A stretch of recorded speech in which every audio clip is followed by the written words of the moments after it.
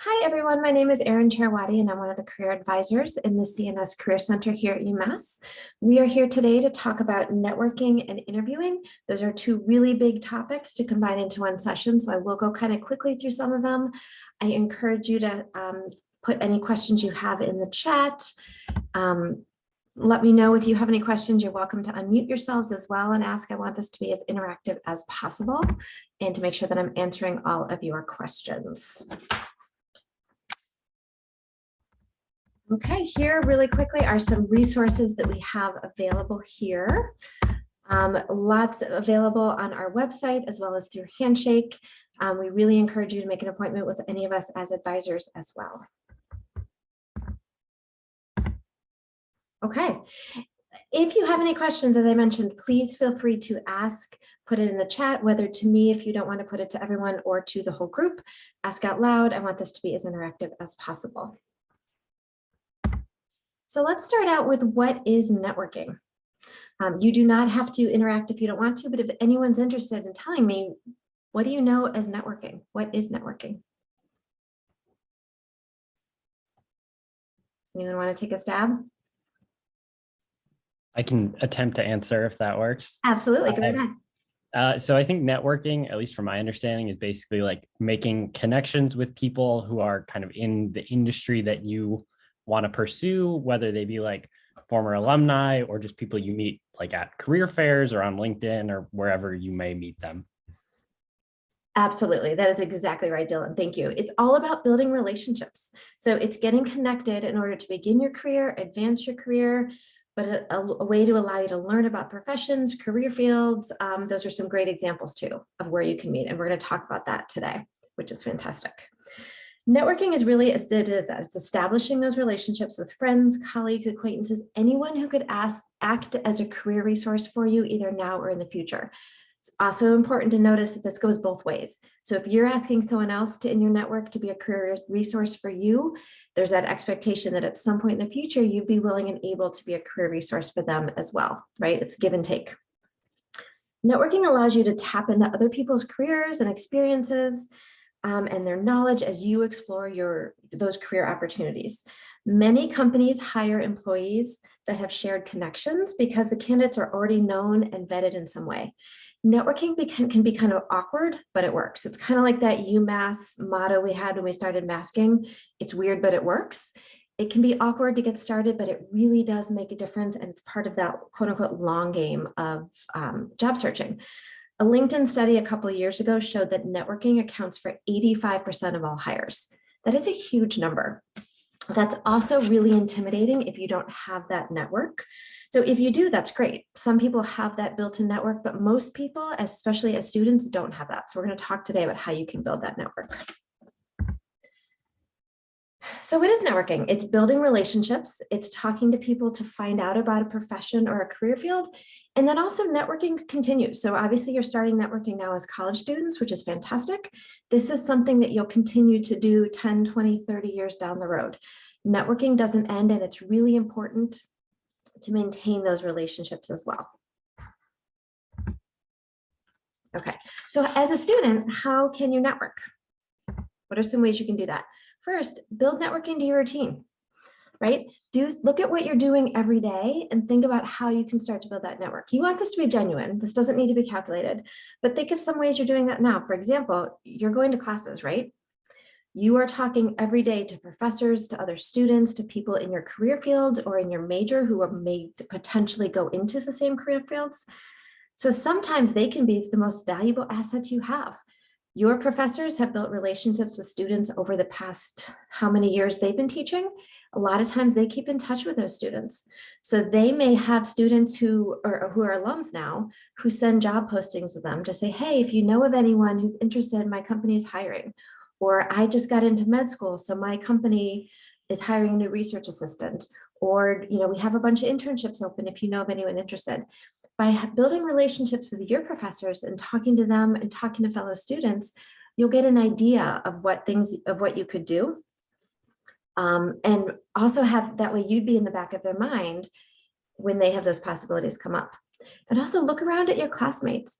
Some of your classmates may be wearing pajamas to class right now, right? But 5 years from now, they could be working at your dream company. And if you connect with them now on LinkedIn and you build that relationship and stay in touch with them occasionally, you can easily send them a message in 5 years from now on LinkedIn and say, hey, remember me from BNB 394? Looks like you're doing great. I'm actually really interested in the position you just posted at your company. Any chance we could grab a cup of coffee or have a phone call to talk about it and talk about your experiences? So by building that into your routine now and looking just right in your, right in your backyard, that can be really helpful. Get involved on campus, joining clubs, going to speakers. When professors have presentations, go to their presentations that they have. This is a way to build your experiences and get to know more people on campus. UMass is a really big campus. It can get really easy. It can be really easy to feel a little bit lost, but by trying to make some connections and getting involved, you'll be able to meet other people. These can also lead to great leadership opportunities. If you become the leader of a club or of a professional organization or of a social organization or a club sport, not only can you get to meet other students socially, which is always so important as we're trying to make connections now in this hybrid in-person / online COVID world, but it can help you in the long term because you are going to find people who are of like mind of you, who have the same career interests, who might have the same major or might be looking at different fields. So getting involved in campus can be really helpful in the long run. Visiting the Career Center. So obviously you are all here at this presentation, which is fantastic. Come meet with us. Come talk to our peer advisors. Our peer advisors are fantastic because many of them have had experiences. They can tell you where they got jobs in research labs, what they did for internships, what their friends have done for internships. Come talk to us and let us know what you're interested. Sometimes we will see job postings or internship postings and say, hey, that student I met with last week might be really interested in this, and send it to them later. Or we can tell you what to look at and some ideas. So utilize those resources that you have within the Career Center. Connect with us on LinkedIn. So just put a note in there. I'll show you in a little bit. We're going to talk more about LinkedIn, but connect with us. We may sometimes post positions or have an idea of other fields that you could go into and look at. Develop your online presence. We're going to talk in a minute about LinkedIn and some other resources you can use online. Be open to new connections. You never know when you are going to find someone that could be helpful for you in your career. And I know this can be really tough if you're an introvert, which is why sometimes some of the online things can help better. But if you're at a coffee shop and if you're at Blue Wall or at Starbucks or somewhere on campus or off campus, and you hear a professor or you hear a few students talking about a speaker that came and spoke in their class or is coming to speak in their class, interrupt them politely and say, excuse me, I couldn't help but overhearing. I'm also a chemistry major and I'd love to hear about that info session. I missed that. Can you tell me more about it? Building those relationships and making those contacts can be kind of awkward at first, but it does get easier as you go through, as you do more of them, and it will be really helpful too in the long run. And I know this feels silly, but making the first move, just like that coffee shop, it is really easy, especially in these days of COVID, to not to reach out to people. But people are craving connections and people are really interested, and 99% of the time they'll be really interested in hearing what you have to say and open to those conversations. And if they're not, that's their loss, unfortunately. But don't be afraid to make that first move, because the worst that can happen is you just won't find that information anyways. But you could make a really good contact that could be helpful in the future. And then also really important, maintain those networks. You want these to be genuine connections. It is not a contest to have 400 connections on LinkedIn. If you get 400 connections on LinkedIn this week, that's too many, right? That's not genuine. That's not a maintainable network. You want to be able to reach out to someone and for them to know who you are and for you to know who they are. You can add 100 people on LinkedIn, but if you're not checking in with them every 6 months, if you're not liking their posts, if you're not engaging with them somehow, 10 years down from the road when you're reaching out to them to look for a job, they're not going to know who you are and you won't know who they are too. So make sure it takes a little work, but just as if you're on other social media, maintaining that network is a key part of this. Okay, what can you do on campus? Career fairs are great ways to network with employers. Even if you're not sure what you want to do, that's the whole point of a career fair. It's reaching out, it's talking to potential employers about internships, about career fields, about potential positions. I'm going to show you a slide at the end of this presentation. We have 10 to 20 career fairs each semester. Our first career blast in February, our first career fair this semester will be in February 23rd. Career Blast, right now we have almost 70 employers coming to talk to people of all fields. It is online this spring again. It's going to be virtual through Handshake. Great opportunity to meet employers and talk to them. Even if you're not quite ready for a job, if you're a sophomore or junior, make those connections, see what's there later down the road. You can say, oh, I attended the Career Blast in February 2022 and spoke to you then. And even if it's 23, 24 by that point, they'll know you have a long-term interest in this company. Attend campus events or info sessions that we have. Most of them will probably be virtual again this spring, but it is still a great way to show an interest in the company and gives you a talking point and to hear what they're really looking for applicants. If your major has conferences, definitely attend those, meet and greets, attending club meetings. Again, oftentimes they have speakers, advisors that come and talk, professors. It's a great way to meet people and learn about fields. Social media. I have seen there's some stats according to ZipRecruiter, which is a website that manages hiring trends. 73% of recruiters have hired a candidate through social media. That can be Facebook, that can be Instagram, that can be LinkedIn, it can be TikTok. But keep in mind, that's a big, big number, but 93% of those same recruiters also said they reviewed a candidate's social media profile before deciding to hire them. Really important to make sure that your social media is cleaned up. We've called this unofficially the grammar rule. So make sure everything on your social media that you are publicly searchable on Google is something that you would want a grandparent to see. Very important. And social media is a great way to network and connect with people, but it can also be a detriment if it's not used properly.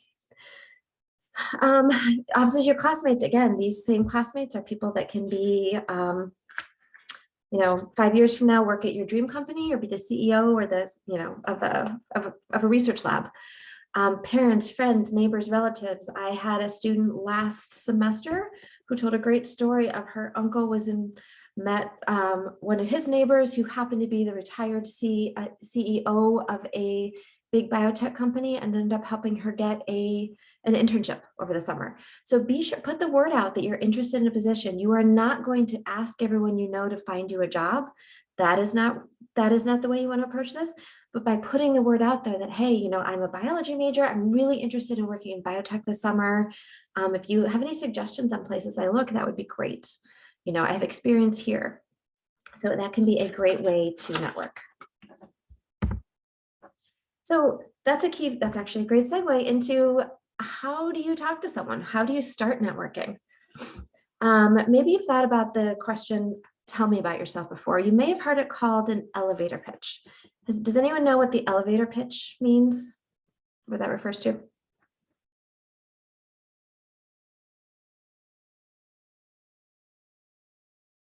So an elevator pitch is an idea, it comes from the business world.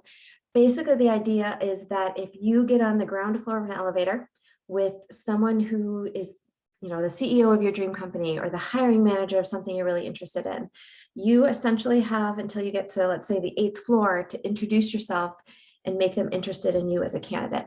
So we call that the elevator pitch. It is not a long speech about yourself. It is just a quick introduction of who you are and what you're interested in. It's a way to help you establish new relationships. Again, as I mentioned, you can also say, tell me about yourself, but it's just a really quick introduction of who you are. It's a way to break the ice, start a meaningful conversation, and really engage them. It is not necessarily a speech because you want to end it with an open-ended question so that they can talk to you and bring it back to you. And I'll simply explain that in a second. I think it was a really quick 20-second introduction. Who are you, your class and your major, your interests, your relevant employment, skills, and a conclusion. So this is an elevator pitch, or the tell me about yourself question is something great you can use in many situations. If you're meeting someone at that coffee shop or in Blue Wall, if you are talking to a professor to introduce yourself, If you are at a career fair, if you are at a conference, it is just a great way to just quickly introduce yourself, get them interested in who you are, and build that conversation back and forth. The reason we talk about a conclusion is because you could give them your elevator pitch for 30 seconds and just tell them who you are, and they'll look at you and say, nice to meet you, and walk away. By asking them a question, it furthers the conversation and helps to engage them. So here are a couple examples. Hi, my name is Erin. I'm a junior B&B major at UMass. I spent last summer working remotely for Genomics Lab. I'd love to build on that. I'd love to talk about your summer internship opportunity. Can you tell me what would make an excellent internship for this position? An excellent intern, sorry. So this is a great example. If you're at a career fair, what could you say? How could you introduce yourself to someone who might be a hiring manager? Another example, if you don't have experience, because we know, especially with COVID, a lot of opportunities were lost over the last 2 years. You know, I am a junior environmental sciences major. I've learned a lot of things in my chemistry and geology classes. I'm learning ArcGIS. Can you tell me about what would make an excellent intern for this position? Right? So there's different ways you can tailor that, but this is really important. Just if you have that opportunity, start to practice this, because it will really help you to have something prepared and not be so nervous when you're starting to introduce yourself in a new situation. Okay, a couple ways that you can network here that we're going to talk about. Online, we're going to go through the CNS database of completed internships, how you can work with fellow students. Social media is going to be a big way. Connect UMass. You can also network on Handshake through Facebook groups, and in person. Obviously, we're hoping to get these up and running again. We do have a few in-person career fairs this spring that are smaller, but a majority are going to be virtual this year. So the first thing I want to show you is our database of completed internships. So if you go to our website, cns.umass.edu/careers, go to job, internship, and co-op searching. We have a lot of great resources there as you're looking for jobs and internships. But the database of completed research and internships is what I want to talk about right now, because this allows you to search through, it allows you, you can add your own once you've done internships and research, but it allows you to search to see what your fellow students have done. So you can see, you can sort by major, you can search for keyword searches, you can sort by location if you know you absolutely want to be in Boston or Amherst or New York City. We admittedly don't have a lot for 2020 and 2021, only because there weren't a lot there because of COVID. We definitely encourage you, if you did an internship or research, to put yours in here too, though, because we are constantly building this up to be a great resource for you and your fellow students. Once you click on a certain internship or research opportunity that a fellow student has done, not only can you see this great information about it and all the details about what they did, what they enjoyed, the challenges, where it was, but you can see circled at the bottom, the majority of students who have entered their information have agreed to share their information with other students. Meaning if you log in with your NetID and the student agreed to share their information, it will show you their contact email address. This is a great way to then reach out to that student and say, hey, you know, my name is Erin, I'm a junior. I'm a junior B&B major. I love that you worked at the computational modeling facility at ISLES last year. I'd love to hear about it. You know, do you mind if could we grab a coffee? Can I text you some questions? I'd just love to hear about your experience. Again, you are not going to use this to say, can you get me a job or can you get me this internship?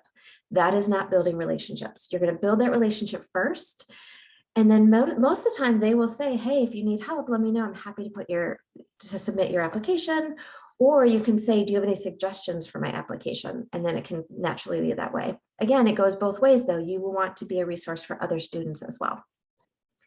Keep in mind, however, that if students graduated before 2020, it only shares their UMass email address, so that may not be accessible because your UMass address only works for a year after graduation. But this can be a great, great resource to see what current students and recent grads have done, because the class of 2021 email addresses should still work up through the summer because they work for a year. Any questions on that?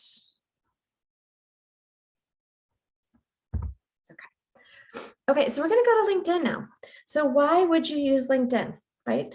Some of you may already have a LinkedIn account. You may have created it for class. You may not use it. We do on our website have guidelines for how to do your LinkedIn account. And you can also make an appointment with one of us to review your LinkedIn account if you'd like, to kind of show you how to strengthen your profile. But LinkedIn is a great way to create and grow your network. It has really, really grown and taken off over the past few years, especially with COVID when so much has shifted online. It's a great way to network and meet other people. You can also find jobs and internships. I searched last week and there are 6.8 million job postings on LinkedIn. More and more of our recent alums have told us they're finding positions on LinkedIn, both internships and research.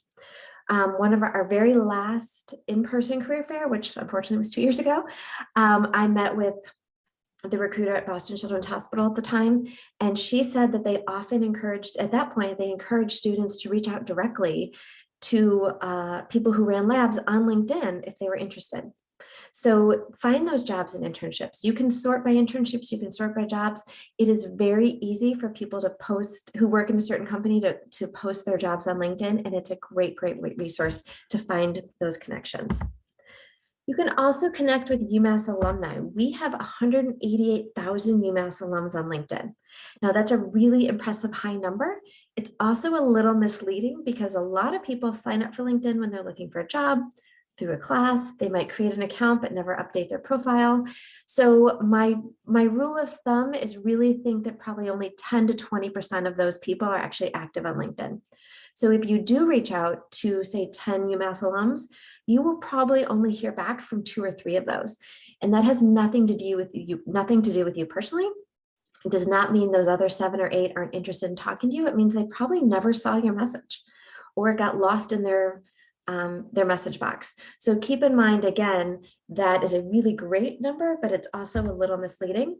You can also join the UMass alumni LinkedIn group that has 20,000 people who are a little bit more engaged. Actually, I'd say a lot more engaged because they took that extra step to join that group.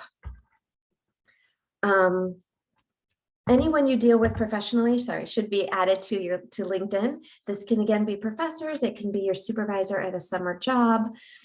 This isn't a social media place where you want to add your aunts and uncles who are your friends who are in completely different fields. You could, you can add those, but this is again, not something you want to add just for numbers. You really want this to be career focused and to really reflect who you want to be professionally in the future. So I'm going to show you in a minute how to find those UMass alumni pages. But right now, if you think about, I often hear, I don't know anyone like this. I don't know who I could find on LinkedIn.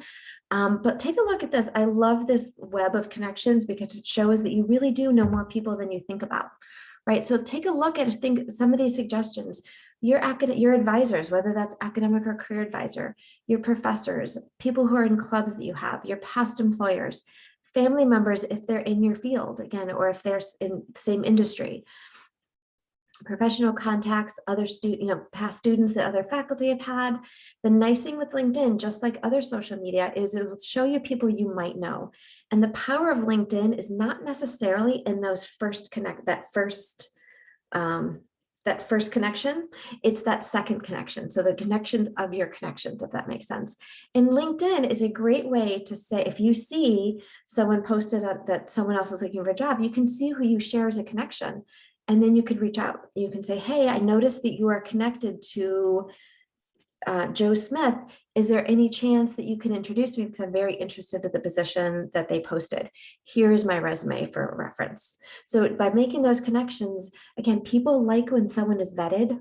Employers are much more likely to hire someone if someone can give them a reference, and not just a cold reference, but someone who knows them, a current employee, a former employee, someone who can really vouch for you, who knows the quality work that you do and what you are capable of.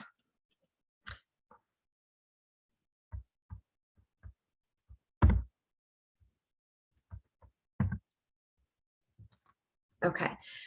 So what else could you do for LinkedIn? Follow people, companies, groups, industries. If you are a psychology major, search for mental health groups or companies, search for cognitive psychology, search for autism therapy. You can find companies, groups, industries. This will help your job search later. It will also help you to learn that knowledge and learn keywords for that industry. You can request recommendations and endorsements from people that you've worked with previously. Make sure it's genuine and make sure if you are giving someone a recommendation or endorsement, it's someone that you have genuinely worked with as well. For a while, a couple of years ago, there were people really just giving endorsements to everyone for everything. And that's not genuine. You really want it to be someone you've actually worked with, but request a recommendation. You can say there, I really enjoyed working for you last summer. Could you put a recommendation? Would you be willing to write a recommendation for me on LinkedIn? Just something quick and short that'll show that, hey, I can vouch for you. You can vouch for me and that I was a quality employee for you.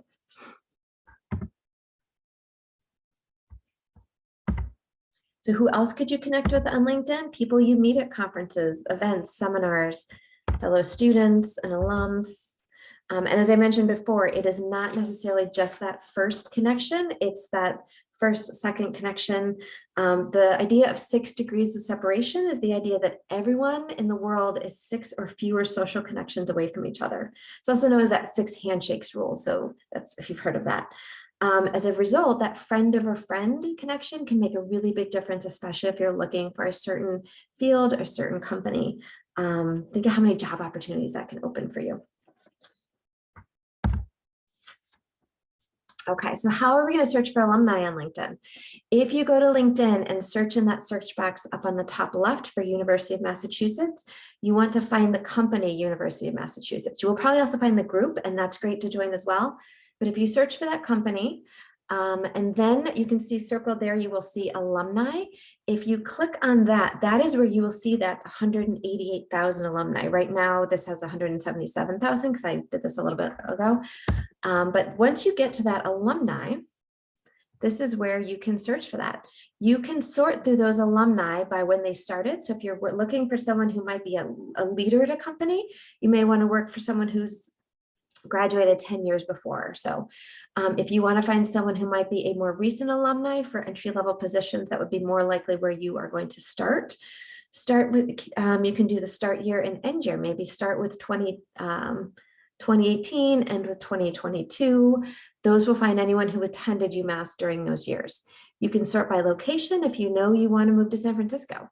If you know you were looking for just Pfizer, search for the name company where they work, and that will show you anyone who has worked for Pfizer either now or in the past. So they may not currently work there, but it is on their LinkedIn profile. You can see here, this will sort down if you search for B&B or biochemistry, because before B&B was in our major, it was just biochemistry. So if you're going a little bit further back, you can search for the word biochemistry.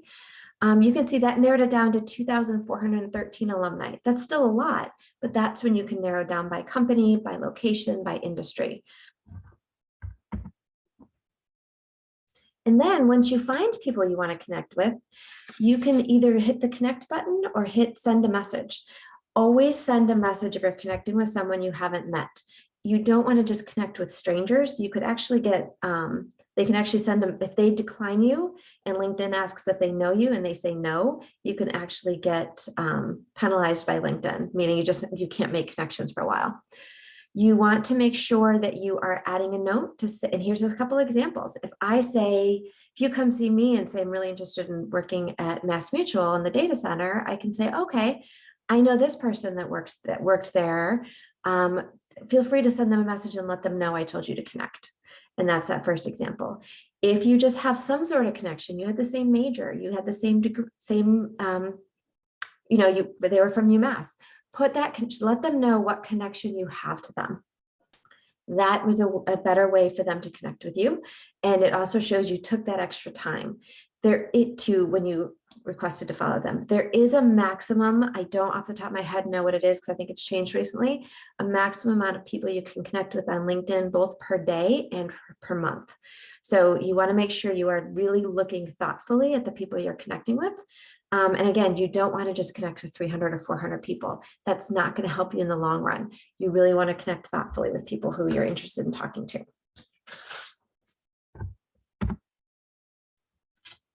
Okay, and then follow up. I mentioned you want to maintain those connections. If you do talk to someone, thank them for connecting with you.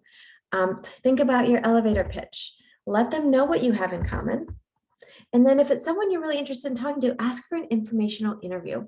If anyone has not heard of an informational interview, or you may have heard of it, it really is exactly what it is. It's almost like kind of like you interviewing them. It's a way to get information about their career field and what they've done. So it's not a formal thing. It can be it's more of a mentoring or networking. But you can just say, hey, I see you work at Pfizer. I'd love to hear about your career path. And then take 15, could I have a 15-minute conversation with you? And then in that 15-minute conversation, you can really ask them about, this is your chance to ask them about them, not for you to really talk about yourself, to sell yourself. You'll probably talk about yourself a little bit because it will be a back and forth conversation. But the whole point is for you to learn more about their field and their experiences so that it can help you in the future. So you can ask them questions like, what's your day-to-day work? What internships did you do during college? What do you recommend for current students? Like, would you have done anything differently during your time at UMass to prepare for your career? We have a list of sample questions that you can ask during an informational interview. I'm not sure if it's on our website, but we do have it and it should be on our website soon. But this is a great way just to really learn about a field. If you try to reach out to alumni and do maybe 5 informational interviews, that's a great way to learn about 5 different companies, 5 different fields, and get an idea of where you might want to apply for an internship or full-time position. Do not ask them for a job or internship. You want to get to know them first. Just like anything else, if someone comes up to you and says, hi, my name's Erin, can you get me a job? You can be put off by that a little bit. You really want a genuine connection. You want to get to know someone. You can offer to show them your resume. That's great. You can say, I'd love to send you my resume and see what you think of it. Or you can say, if you know of any open positions in your company, please let me know because I'd love to work there. But by specifically saying, can you get me a job? Can you get me an internship? That's going to put them off because they don't know you yet. Get to know them first, show them your genuine connection, and let them know who you are. You can also ask them for other connections. This is a way to build your network. I mentioned earlier that the power of a network is not necessarily your connections, but the connections of your connections. So if you were talking to someone in a company and they tell you what they do for a job, and it sounds interesting to you, that's great. You can also feel free to say, I really loved hearing about your job as a lab technician. Is there anyone else in your company you suggest I talk to that might be doing something a little bit different? So they may have 2 or 3 other contacts for you to reach out to. People love talking about their jobs and their career path. They also love talking to UMass students, if they're UMass alums. There is a real kinship and connection between alums and current students. So take advantage of that, but I mean that in a good way. Really, that is a great resource. Take advantage of those resources. And again, that is something that you'll be doing as alums, is helping current students. So think of that as a mentoring opportunity for them to mentor you so that you could then mentor other people. Also on LinkedIn, you can follow companies. So these are just a couple sample companies that I know some of our majors use. By following these companies on LinkedIn, you will see when they have positions posted, whether they're internships or jobs. You can also see here over on the right, next to Pfizer, who are their employees. So 32 people from our company were hired here. So that means 32 people from UMass, because that is my company. You can see all of their employees on LinkedIn, and you can sort through their employees to find who might be UMass alums as well. So keep in mind too, by following these companies, you'll get an idea of the industries. You can, as I mentioned earlier, you can join groups. You can just sort by something like biochemistry, and you'll see all these different companies, these different groups that are available. They're similar like joining Facebook groups, but they will help make connections. Some of them you'll have to apply for, quote unquote, and that's really just to mean it's genuine. Just put your interest. I am a current BMB student at UMass, and I'm very interested in joining this group to learn about the field. Some of them are really big. You can see some of them with 24,000 members. Some you may find a group that has 50 members or 100 members, but by joining groups, it's a great way to network and make some connections. Okay, and then also engage, like the post, you can write your own posts. Just like on other forms of social media, the more you engage, the more you will show up on other people's LinkedIn feeds and stay in their network. You can also write a post or write an article too. Okay, and again, just like on your Facebook or your Instagram feed, it will tell you people you may know. This is a great way to see who is there on LinkedIn. You can make those connections, but again, don't just hit connect on all 20 of these people you see. Add a note, show a connection, let them know why you are interested in connecting with them. If you have shared connections, you can see that on there. It will tell you who they are. And that is another great way. Click on that. You can see who those shared connections are, and you could even reach out to that shared connection to ask if they've introduced you. So just for the purposes of time, we are not going to do this exercise right now, but this is something great to do. Take some time right after this workshop, or you can do it now too if you want. Find 2 alumni on LinkedIn who you might want to add to your network, or find 2 people here who are in this workshop to add to your network, or see if they're on LinkedIn, and make sure you put a message like, I'm attending today's workshop with you, or I took Psych 394 with you last semester. Find someone, start to build that slowly. It will be a great way to build your LinkedIn. Another great opportunity to connect with UMass alums is Connect UMass. This is a new, there was something previously called the Alumni Advisor Network. This Connect UMass is fairly new. It's run through the Alumni Association. It's connectumassalumni.com. And this is a group of alumni who have specifically said they really want to meet with current students, to be mentors, to talk to them, to have conversations, to review resumes, to really help you in your field. So take advantage of this. It is, again, you can see here just some of the fields that they have over on the right.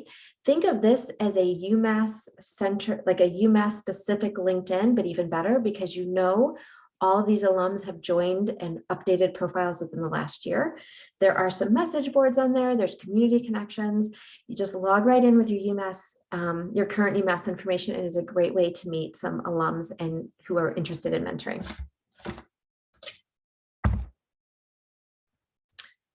Okay, so we talked about this already. Excuse me.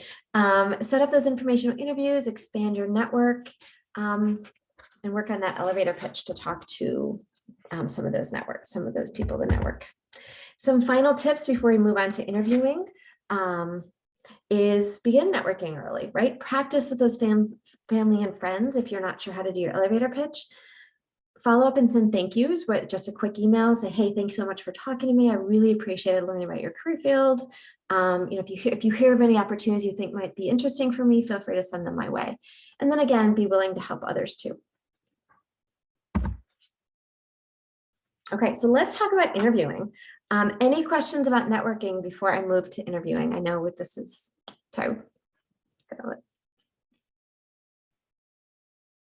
Okay, so we're going to talk about interviewing again on our website. If you go to cns.umass.edu/careers, on the main page, there is a whole section on interviewing and job offers. That is a great resource. A lot of what I'm going to show you now is there. So once you do all this networking, you apply for jobs, you now have an interview, which is great. Big interview is, the link is down there. It's also accessible on our CNS Career Center website. Is a software package UMass purchase that is it's free to students and alums, and it is a way to practice interviewing. There are little videos in there. Think of them as short little YouTube type videos talking about interview skills and ways to prepare.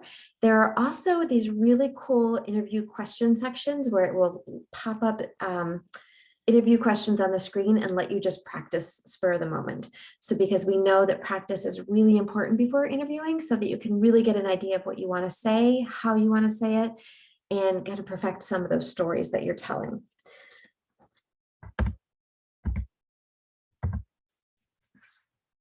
So when you are getting ready for an interview, really important to do some research. Not just on the organization, because that's really important. You want to look at the organization, have an idea of the mission of the organization, look at their website, but not just the front page. Dig down into it and see current events, their news, the makeup of their team, their work culture. You want to learn as much as possible about potential employers so that you can target those that are the best match for you. You want to stand out among other applicants, show them that you have done that research, you are really interested in the organization, and you match what they're looking for. You want to make sure, just like you want to impress them, but they also need to impress you. You want to make sure this is a good fit for you as you are searching for whether it's a job or an internship. A lot of companies also have a listing on LinkedIn, as we mentioned before, as I showed that before. So make sure you look there, see who works there, see where they worked before. You want to kind of dig in, look at the work culture and see what they have there on LinkedIn. Check their other social media, Facebook, Twitter, see what their online presence is like, check their Instagram, see where they are. And again, what kind of company and culture they are. You could also Google the name of the company, put the company's name and the word news and see what is new for them. It gives you some talking points too during that interview. And then go back and look at that position. Look at the qualifications, make sure you know exactly what they're looking for so that when you interview, your job during that interview, once you get that interview, you know you fit their minimum qualifications. You want to impress them in that interview to show them that you are then the best candidate that matches what they're looking for the best. So look, see what they're looking for, let them know you really have a good understanding of the position. And then if you're looking for a full-time job or even an internship, make sure you have a good understanding of the industry. What's the salary range you should be expecting if it's paid? If it's an internship, it's probably a set salary. You probably will not be able to negotiate that. There are some exceptions, but if you're looking for a full-time job, make sure you understand what the salary range is, the job stability, and then also research yourself. You want to be able to talk really intelligently about everything on your resume, all of your experiences. Anything that's on your resume is fair game for them to ask you. So make sure you have really good explanations for everything that is there on your resume. Feel free, as I mentioned, to jump in with any questions you may have at any point or comments. When you are dressing for an interview, you want to make sure you look as professional as possible. You are going to match the culture of that company. So if they are a software company where they wear jeans and hoodies all day, you're probably not going to wear a full suit, but you want to be a step above.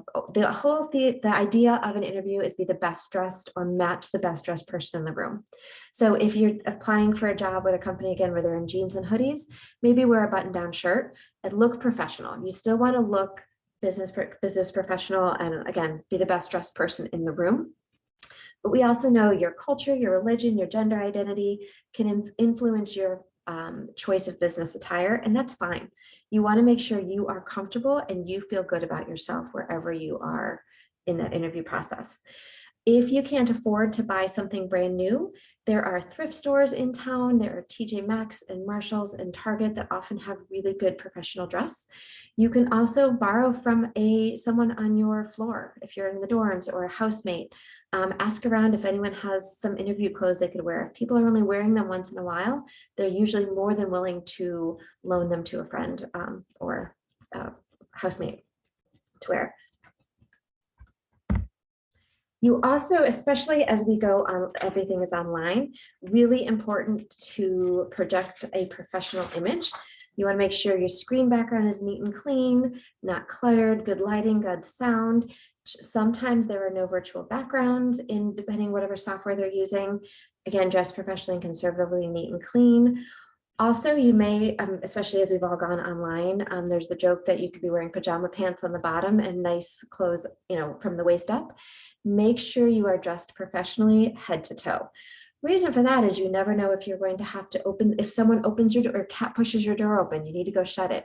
If you drop your pen and you have to go down and grab it and they can see you. This is also a good example. This is something that happened in April of 2020 on Good Morning America. This is, what was his name? I'm trying to think of what his name is now. This newscaster had a great interview. You can see how professional he is. He's in his home office. He's dressed up.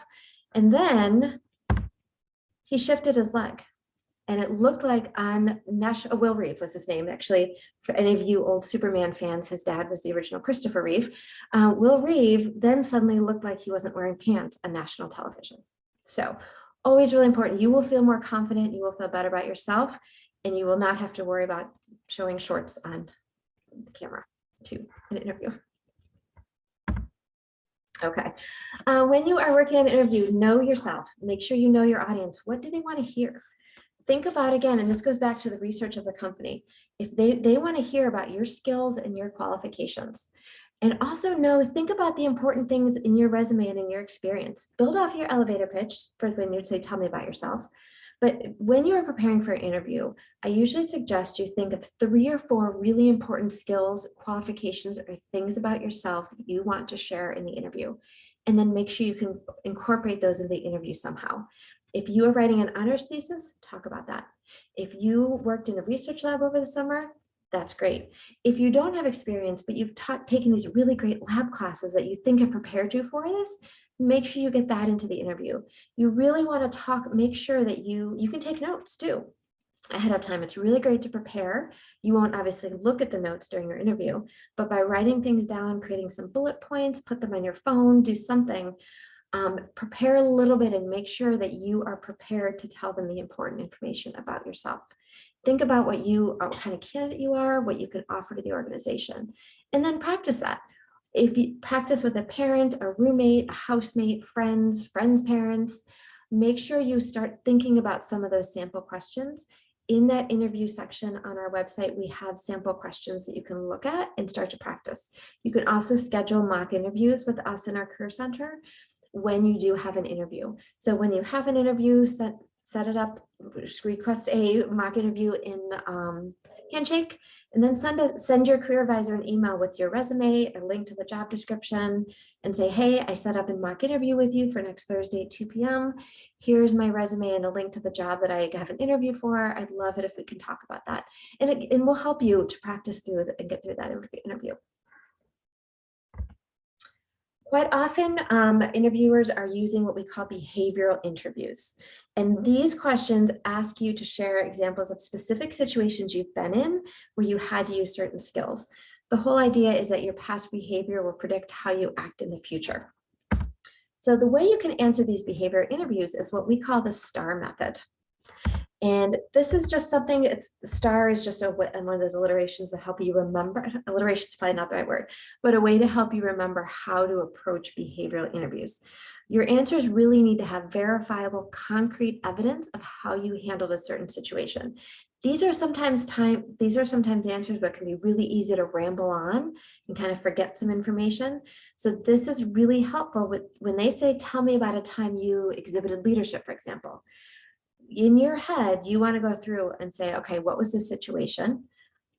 I was in my 394 lab class and we had to, right? So this is the situation. Lay the setting down, think about the task and describe the task that you had to complete.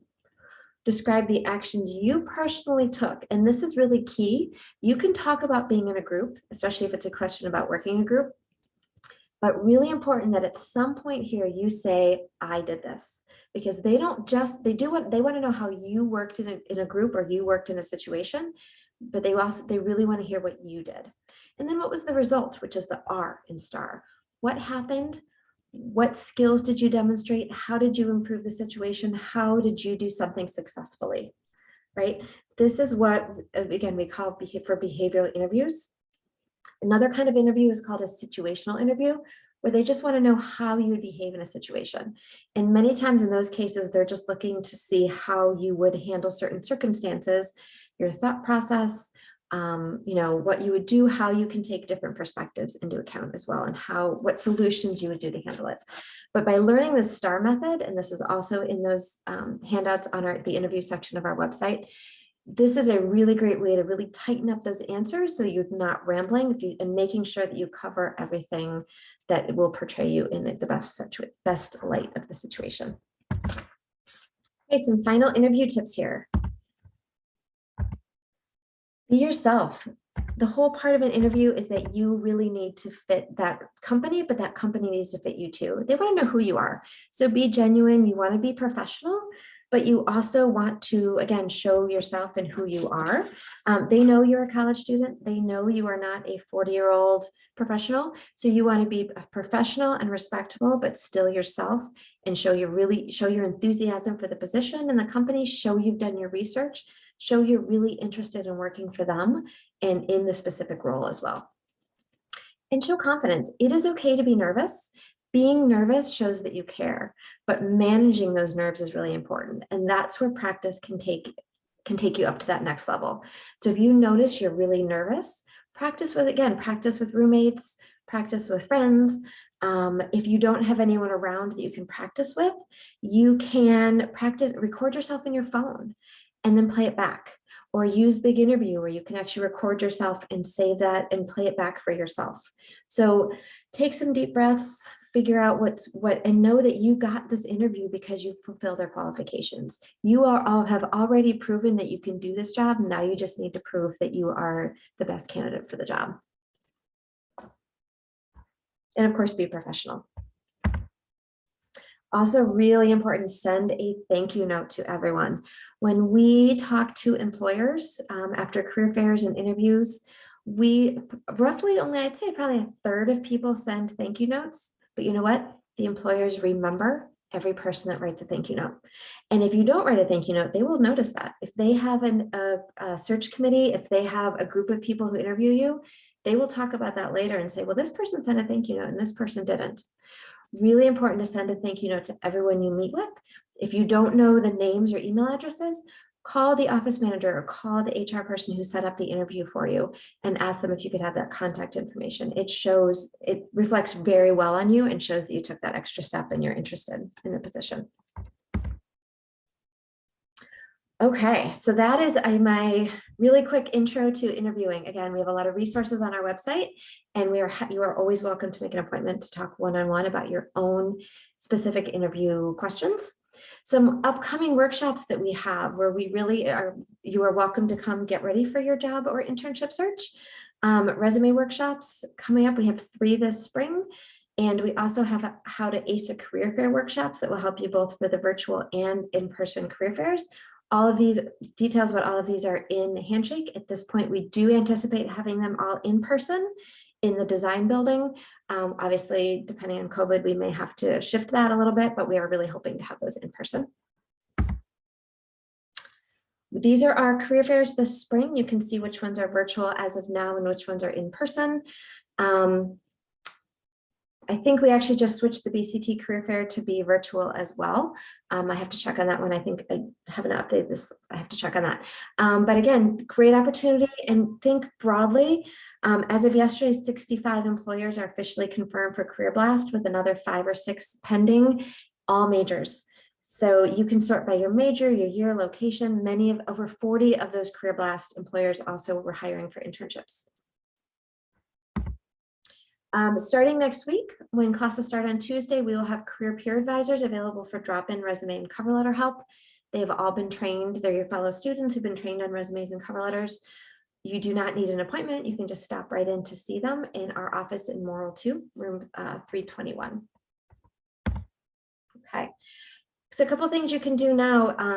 Every Thursday night, we send an email from the Career Center. It comes from Janet Boardman, our director, and she highlights internships, career fairs, events, job searching, a lot of great resources. Log into Handshake. You can network there. You can also see jobs and internships that are available, and with a handbook online.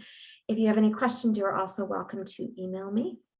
So I'm going to stop sharing here, and if anyone has any questions, you are welcome to jump in. I'm going to stop recording. Thank you so much for coming. But again, I will hang out here and I'm happy to answer individual questions.